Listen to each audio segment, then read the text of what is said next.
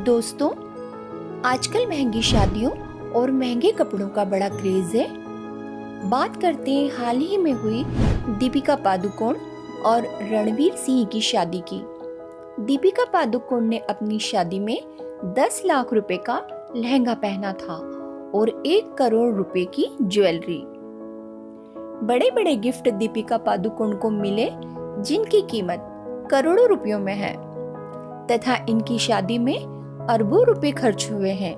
यही नहीं, यदि हम हीरोइन सोनम कपूर की शादी की बात करें तो सोनम ने 70 लाख रुपए का केवल लहंगा अपनी शादी में पहना था और करोड़ों रुपए की ज्वेलरी। और दीपिका की तरह सोनम कपूर की शादी में भी अरबों रुपए लगे। शिल्पा शेट्टी और ऐश्वर्या राय भी इस दौड़ में पीछे नहीं है। शिल्पा ने अपनी शादी में 50 लाख रुपए का और ऐश्वर्या ने 90 लाख रुपए का केवल लहंगा पहना था।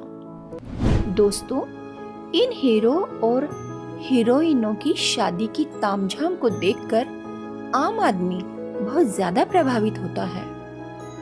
दोस्तों, एक प्रश्न मैं आपसे पूछना चाहती हूँ कि क्या इस तरह का दिखावा सही है?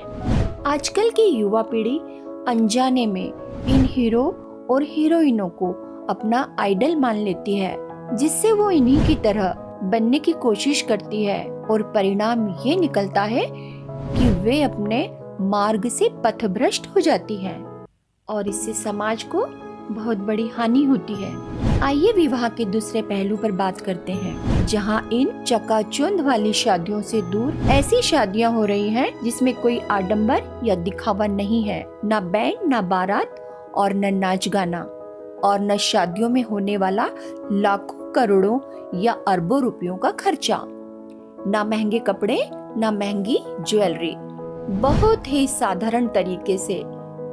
जी हाँ, मैं बात कर रही हूँ संत रामपाल जी महाराज के आदर्शों पर चलने वाले उनके शिष्यों की। आइए आपको शादी की एक झलक दिखाते हैं।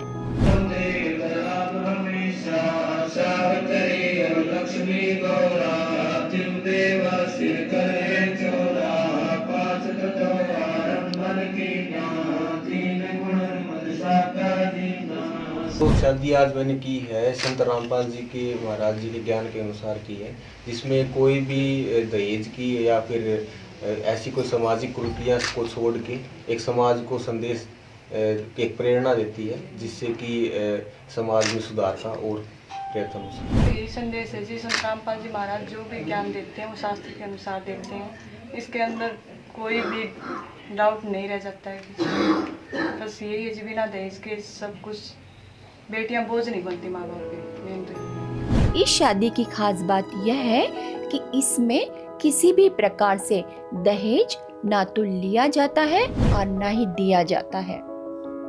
केवल 17 मिनट में भगवान को याद करके शादी बड़ी सादगी से पूर्ण होती है। इस शादी में शराब और अन्य किसी भी नशीली वस्तु का प्रयोग नहीं किया जाता है। इन शादियों से बड़े जबरदस्त आंकड़े निकलकर सामने आ रहे हैं, जिससे दहेज प्रथा और भ्रूण हत्या जैसी कुरीतियां भी समाप्त हो रही हैं और लड़कियों का सम्मान बढ़ रहा है। दोस्तों, हमें फैक्ट के आधार पर अपने दिमाग का भी प्रयोग करना चाहिए। क्या शादियों में महंगे कपड़े पहनने, महंगे गहने पहनने से हम पारस के हो जाएंगे? क्या शादियों में शराब पीने से हम बड़े बन जाएंगे? क्या हम शादियों में आतिशबाजी करने और बंदूकें चलाने से बलवान बन जाएंगे? क्या शादियों में करोड़ों रुपयों खर्च करने से हमारा नाम हो जाएगा या हम बड़े कहलाएंगे? क्या शादियों में बड़े बड़े महंगे गिफ्ट लेने और देने से हम बड़े बन जाएंगे? क्या शादियों में नाचने गाने और भाई या आडंबर करने, दहेज लेने और देने से हमारा समाज सुखी हो जाएगा? नहीं दोस्तों, ये सभी बातें संत रामपाल जी के नियमों में निषेध है। स्वच्छ समाज के निर्माण के लिए हमें संत रामपाल जी महाराज से नाम दीक्षा लेकर उनके नियमों पर चलते हुए विवाह में होने वाले पाखंड और कुरीतियों को समाज से खत्म करना है। इसलिए इन आडंबर युक्त शादियों से बचें और सभ्य समाज का निर्माण करने में सहायता करें।